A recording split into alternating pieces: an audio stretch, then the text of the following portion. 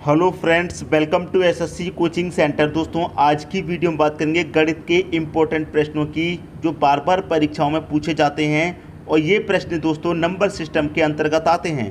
तो चलिए स्टार्ट करते हैं दोस्तों। पहला प्रश्न है आपका, दो संख्याओं का योग 36 है तथा उनका अंतर 12 है, तो छोटी संख्या क्या होगी। देखिए, आपको योग कितना दिया गया है, आप बोलेंगे सर योग है हमारा 36 और आपको अंतर कितना दिया गया है, आप बोलेंगे अंतर दिया गया हमारा 12।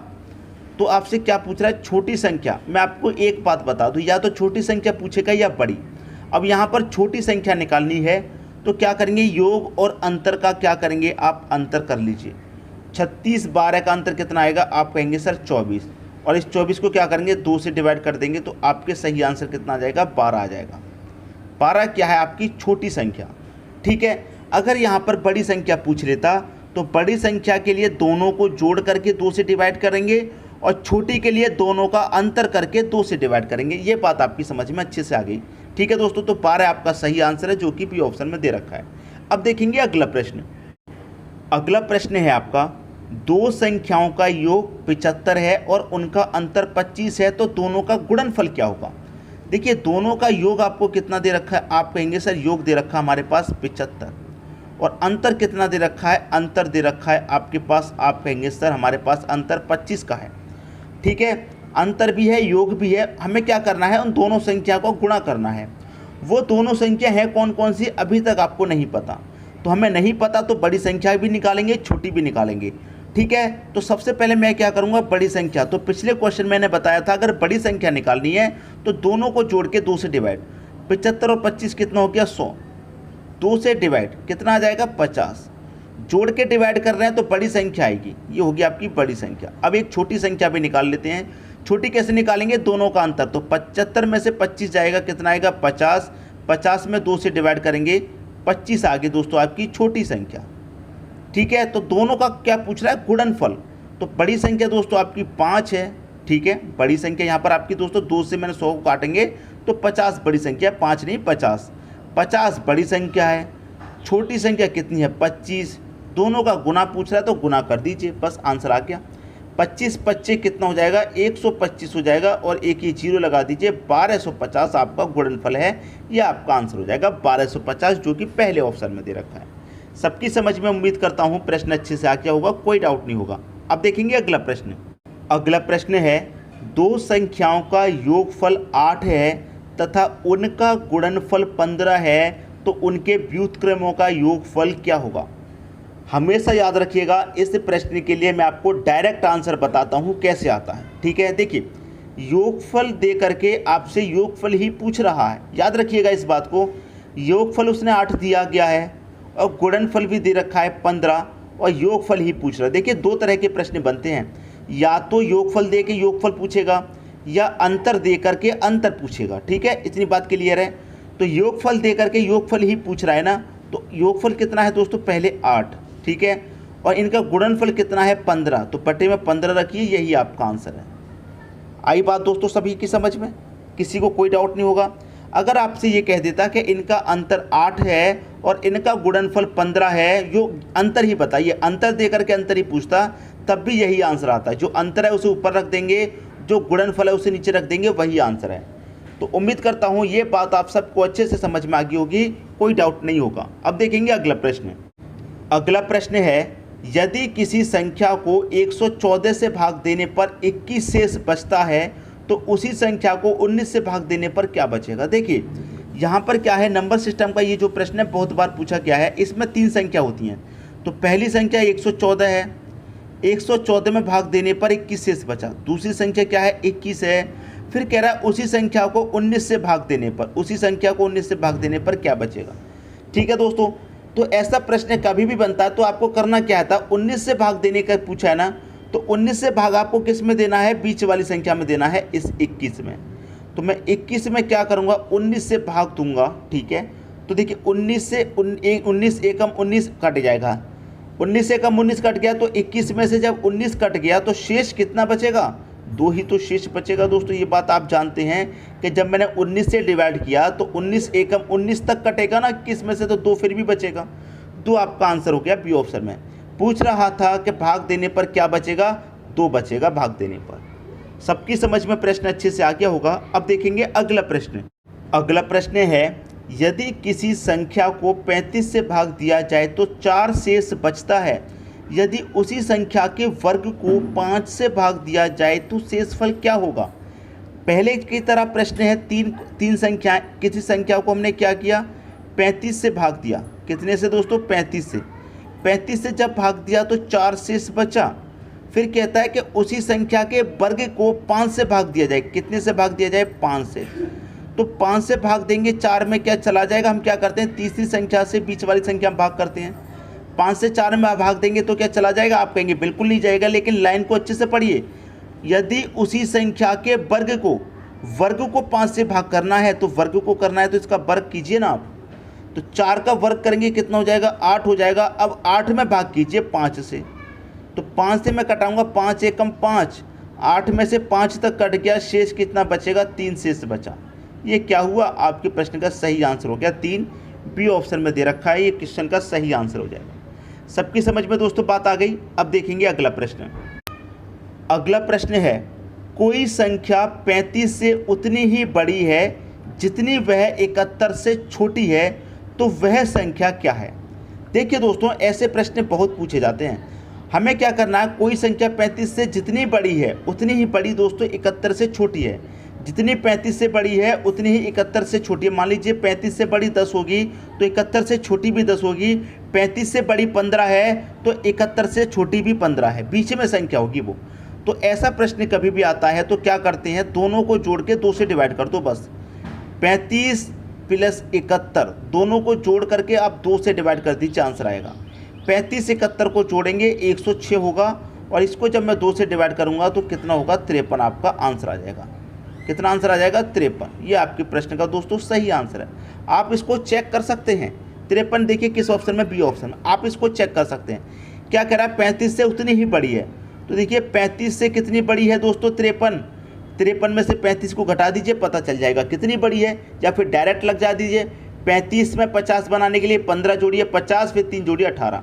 तो देखिए 18 बड़ी है, 35 से कितनी बड़ी है, 18। और 71 से कितनी छोटी है, ये पूछ रहा है। कितनी छोटी है दोस्तों, 71 से। यहाँ पर 18 बड़ी है तो 18 ही छोटी होनी चाहिए। तो देखिए 71 में से अगर मैं 18 को घटा दूंगा तो 11 में से 8 जाएगा, कितना बचेगा, 11 में से 8 जाएगा 3 बचेगा, 6 में से 1 जाएगा 5 बचेगा। तो कितना आ गया आपका, 53 ही तो आ गया। ठीक है, बीच वाली संख्या ही तो आ गई 53। 18 देखिए मैंने 35 में 18 जोड़ा, 35 में 18 जोड़ा तो कितना मिलेगा, 53 मिल रहा है। ठीक है, 35 में 18 जोड़ने पर, और 71 में से भी 18 घटाने पर 53 मिल रहा है। तो जो बीच वाली संख्या वो 53 ही तो होगी। तो हमेशा याद रखें, दोनों को जोड़ के 2 से डिवाइड कर दीजिए, आंसर मिल जाएगा आपको। अब देखेंगे अगला प्रश्न। अगला प्रश्न है, यदि किसी वस्तु को 425 रुपये में बेचने से उतना ही लाभ होता है जितनी उसे 355 रुपये में बेचने से हानि होती है, तो उस वस्तु का क्रय मूल्य क्या है। बहुत ही आसान प्रश्न है, बहुत ही आसान। देखिए प्रश्न में एक कंडीशन को सबसे पहले समझिए। 425 रुपये में बेचने से उतना ही लाभ होता है जितना 355 रुपये में बेचने से हानि होती है।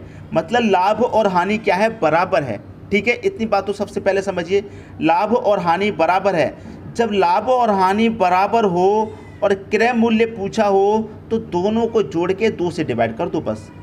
425 प्लस 355 दोनों को जोड़ करके 2 से डिवाइड कर दो, आंसर आ गया। 5 और 5 10 का 0, कैरी का 1। 2 और 5 7, कैरी का 1 कितना, 8।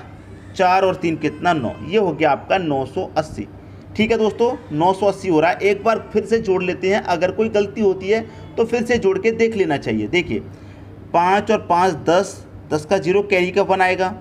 2 और 5 7, 7 में कैरी का 1 जोड़ूंगा मैं, 8 हो जाएगा। ठीक है, अब 4 और 3 7, 7 हो जाएगा दोस्तों। यहाँ पर कैरी का कुछ भी नहीं बचा था, 7 हो जाएगा। 780 आया दोनों को जोड़ने पर। 2 से मैं इसे करूँगा डिवाइड, 2 से कटाऊँगा, 2 त्रिक का 6, 1 बचेगा 18, 2 निम्मे का 18 और 1 0, 390 आपके प्रश्न का सही आंसर है, जो कि सी ऑप्शन में दे रखा है। उम्मीद करता हूँ प्रश्न दोस्तों सभी की समझ में अच्छे तरीके से आगे होंगे, किसी को कोई डाउट नहीं होगा। अब देखेंगे दोस्तों अगला प्रश्न। अगला प्रश्न है, 7 दलों के एक समूह में प्रत्येक दल एक दूसरे से 2 बार खेलते हैं, समूह में कितने मैच खेले जाएंगे। देखिए यहाँ पर एक बात कही गई है, एक दूसरे से कितनी बार खेलते हैं, 2 बार। अगर एक एक बार खेलते तो देखिए क्या आंसर आता, सबसे पहले हम वो निकालते हैं। तो इसके लिए एक फॉर्मूला होता है n into n minus 1 divided by 2।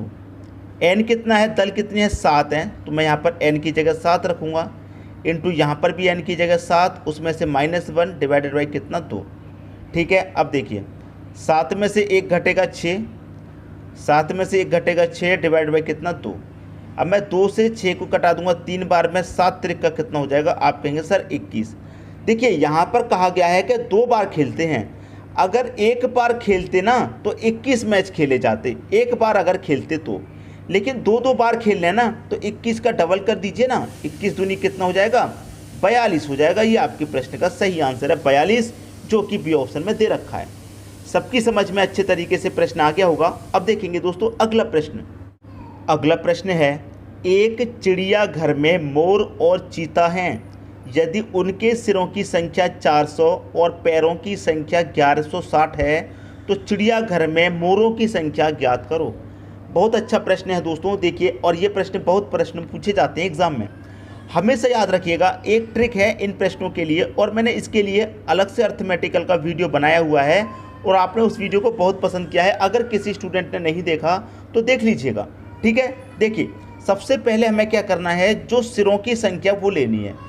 सिरों की संख्या कितनी दी गई है आपको, सिरों की संख्या दी गई है 400, 400 ले लिया, ठीक है। दूसरी बात आपको क्या करना है, पूछा क्या है, पूछ रहा है मोरों की संख्या ज्ञात कीजिए। ऐसे प्रश्न में क्या होता है, एक तो 4 पैर वाला जानवर होता है और एक 2 पैर वाला जानवर होता है। तो मोरों की संख्या पूछी गई है, इसका मतलब 2 पैर वाले जानवर की संख्या पूछी गई है, ठीक है। तो 2 पैर वाले की पूछी गई है ना, तो इसका अपोजिट क्या है, 4। तो सिरों की संख्या में 4 से मल्टीप्लाई करेंगे। एक और बात समझ लीजिए, अगर मोरों की जगह यहाँ पर पूछ लेता कि चीता की संख्या बताइए, 4 पैर वाले की पूछ लेता, तो 4 के अपोजिट में 2 है तो 2 से मल्टीप्लाई करते। मतलब कहने का ये है, अगर 2 पैर वाला पूछेगा तो 4 से मल्टीप्लाई करेंगे, अगर 4 पैर वाला पूछेगा तो 2 से मल्टीप्लाई करेंगे। ये आपकी ट्रिक है, ठीक है। इसका मल्टीप्लाई करो, 4 चौके कितना 16 और 2 जीरो मतलब 1600, ठीक है, 1600 आ गया। अब इनमें से क्या करेंगे, जो पैरों की संख्या है उसको घटा दीजिए, ठीक है, मतलब 1160 को मैं घटा दूंगा। याद रखिएगा, अगर सिरों की संख्या कम आती है तब भी अंतर करना है। पैरों की देखिए मल्टीप्लाई करने के बाद कभी कभी क्या होता है, पैरों की संख्या से ये संख्या कम आएगी, जब कम आएगी तो पैरों की संख्या में से इसको घटा दीजिए, दोनों का बस अंतर करना है, जो ज़्यादा है उसमें से कम को घटाना है। तो 1600 में से 1160 को घटाऊंगा, 440 बचेगा। इस 440 को अगर आप 2 से डिवाइड कर देंगे तो कितनी बार जाएगा, 220 बार जाएगा। ये आपके प्रश्न का दोस्तों क्या आ जाएगा, सही आंसर आ जाएगा, ठीक है। तो मोर कितने हो जाएंगे, 220 मोर हो जाएंगे, जो कि आपके बी ऑप्शन में दे रखा है। अगर आपसे यहीं पर पूछ ले कि चीता कितने हैं, चीता कितने हैं, टोटल सिरों की संख्या कितनी है, 400 है, मोर कितने हैं, 220। अब भाई 220 मोर हैं तो सिर कितने होंगे उनके, 220 ही तो होंगे।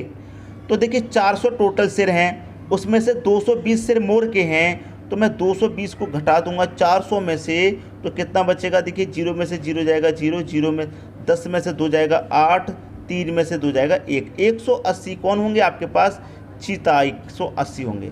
और 180 220 कितने होते हैं आपके, 400 होते हैं। तो एक का निकाल लीजिए, दूसरा को तो आपको अपना पता चल जाएगा, दूसरे का अपने आप पता चल जाएगा।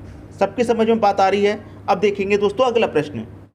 अगला प्रश्न है, यदि a बराबर 16 तथा b बराबर 5 है तो a² plus b² plus ab बट्टे में दे रखा a³ माइनस b³ का मान बराबर है किसके, 1/11 के बराबर है, या फिर 1/19 के, 121/3971 के, या 17/191 के। इन चारों में से किसके बराबर है ये आपको बताना। देखिए मैं आपको एक छोटी सी बात कहूँ कि यहाँ पर जो नीचे दे रखा है वो क्या है, a³ माइनस b³ है। और a³ माइनस b³ क्या होता है, देखिए एक फॉर्मूला होता है a³ माइनस b³ का फॉर्मूला क्या होता है, मैं आपको बता देता हूँ, a माइनस b, ठीक है, into a² plus b² plus ab। ये दोस्तों फॉर्मूला होता है a³ माइनस b³ का। जहाँ पर ये लिखा होता है हम इसकी जगह पर वहाँ ये लिख सकते हैं। ये बात क्लियर है। तो मैं इसकी जगह पर पूरा ये लिख सकता हूँ, बिल्कुल लिख सकता हूँ। तो लिख देते हैं दोस्तों। पहले ऊपर वाली संख्या को लिखिए, क्या है, A square plus B square plus A B, और बटे में दोस्तों मैं ये पूरा लिख सकता हूँ A Q minus B Q की जगह A minus B into A square plus B square plus A B. अब देखिए A square plus B square plus A B, A square plus B square plus A B, तो इससे ये cut जाएगा पूरा कितनी बार में, एक बार में कटेगा। तो एक के बटे में कितना आ जाएगा, ये आ जाएगा, एक के बटे में क्या आ जाएगा, ए माइनस बी आ जाएगा। ठीक है, अब देखिए यहाँ पर इसे सॉल्व करेंगे। ए का मान कितना है, ए का मान 16 है, तो मैं ए की जगह 16 रख सकता हूँ। माइनस का साइन है, माइनस ले लिया। बी का मान कितना है, बी का मान 5 है, तो मैं 5 ले सकता हूँ। ऊपर कितना है दोस्तों, 1 है, बटे में क्या आएगा, 16 में से 5 जाएगा तो कितना आएगा, 11। तो 1/11 के बराबर है, और ये दे रखा है पहले ऑप्शन में। तो ये आपके प्रश्न का सही आंसर हो जाएगा। सभी की समझ में दोस्तों बात अच्छे तरीके से आ गई होगी। दोस्तों वीडियो पसंद आया लाइक करें, दोस्तों में शेयर करें। अगर अभी तक हमारे चैनल को आपने सब्सक्राइब नहीं किया है तो कर लीजिए, और बेल आइकन का बटन भी दबा दीजिए दोस्तों। धन्यवाद।